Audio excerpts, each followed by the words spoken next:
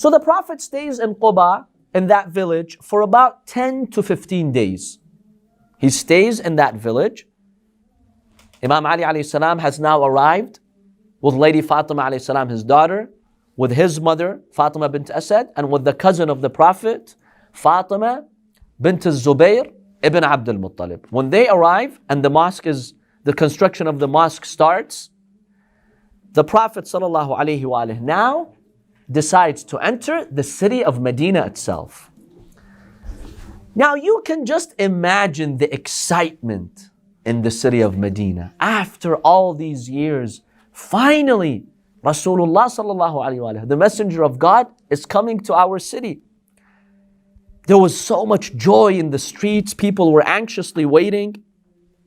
It's been about 3 years that the people of Medina are now quite familiar with the Quran, with the teachings of Islam.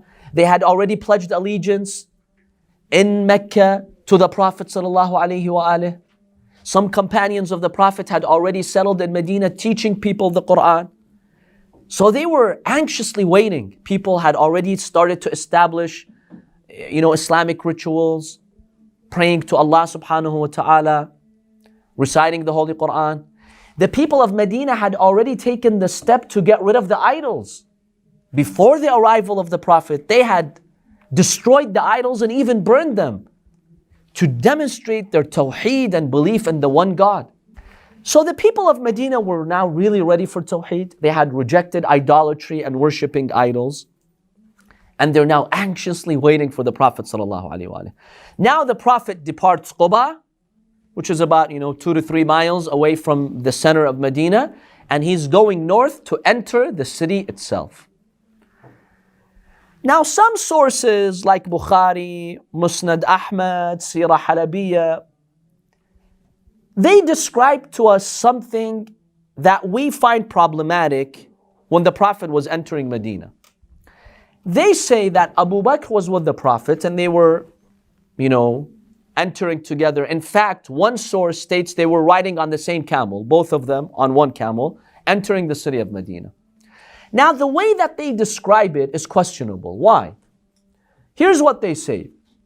Their claim is that when the Prophet was entering Medina, no one really recognized the Prophet. And everyone recognized Abu Bakr. Oh, we recognize him. This is Abu Bakr. Where is the Prophet? In fact, some of them thought he was the Prophet. Because, he had that glorious, appearance. He had that shayba, as they say, his beard had kind of become white. And their sources describe Abu Bakr as being a sheikh.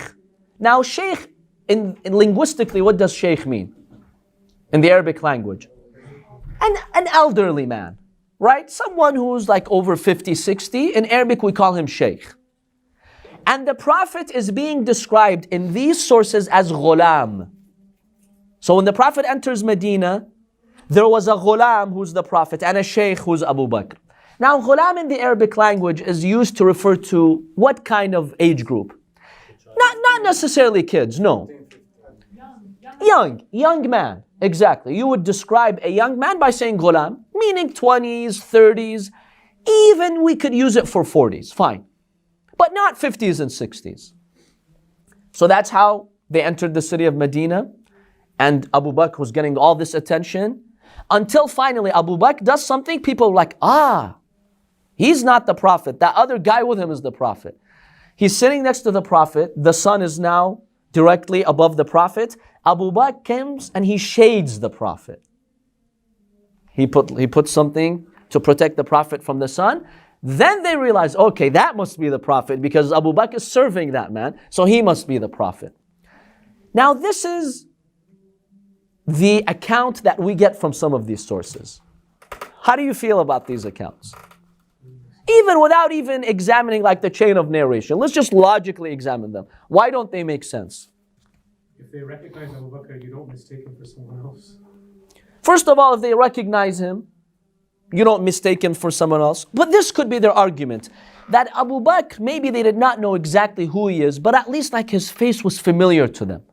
The Prophet was not a familiar face to them. That could be their argument. Well, they know that they haven't seen the Prophet before, so that disqualifies the one that they have seen.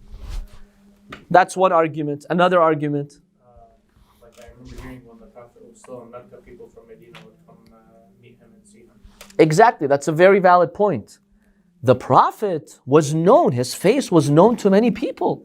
Remember, the Prophet would actually meet tribes in Mecca when he wanted to introduce them to Islam. In fact, many people from Medina had already pledged allegiance to the Prophet. That's why he came to Medina. They had recognized his face.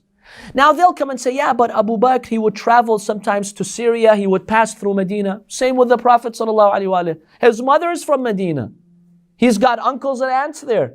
On his trips to Syria, as we saw before, when he would go on those business trips, he would pass through the city of Medina. So how is it possible that they recognize the face of Abu Bakr? Bas haram, the face of the Prophet, the greatest light God puts in any face, they don't recognize it? That's number one. Number two, these sources indicate Abu Bakr looked like a sheikh and the Prophet like a young man. Who was older, the Prophet or Abu Bakr? Who was older? The Prophet ﷺ. He was 2 years older than Abu Bakr. Because Abu Bakr was born 573 AD. The Prophet ﷺ, 2 years after Am al-Fil, 2.5 years, 2 years and a half after the incident of the elephant, the Prophet was born Am al-Fil, 570 AD. So the Prophet was actually 2 years older than Abu Bakr. But these sources are claiming Abu Bakr looked like an elderly man and the Prophet was a young man. What is this?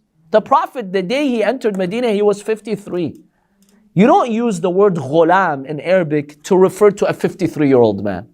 Ghulam is a 20-year-old man, maximum 30 years old, not a 50-year-old man. So that in itself tells us these narrations are problematic. They're doubtful.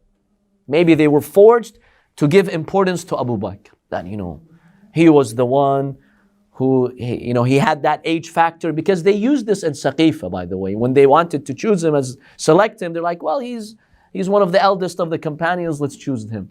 So they're trying to give that impression even during the Prophet's life that he looks like very wise and old. But these are doubtful claims, so that's not something that we can accept. Number three, we examined before, there are historical sources that state when the Prophet reached Quba with Abu Bakr after leaving the cave, what did Abu Bakr do that same night?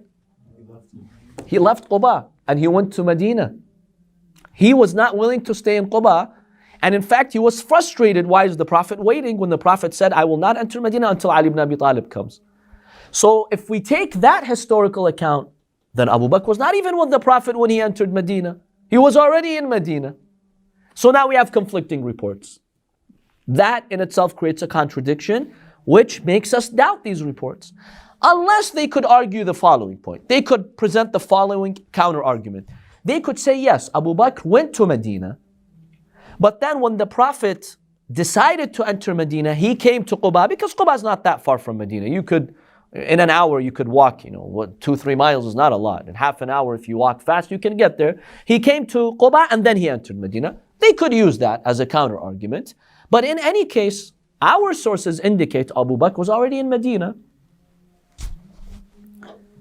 Number 4, those sources which claim that they were both riding on one camel. Why? What's the justification for that? Because as we saw in the incident of the cave, each one had a camel. The Imam alayhi salam, Imam Ali prepared those 2 camels. Or as we examined, he paid for it. Abu Bakr said, I have prepared them. The Prophet told Imam Ali alayhi salam, pay the amount. So Abu Bakr had his own camel, the Prophet had his own camel. Why are they sitting on one camel? That's not explained, We need an explanation for that.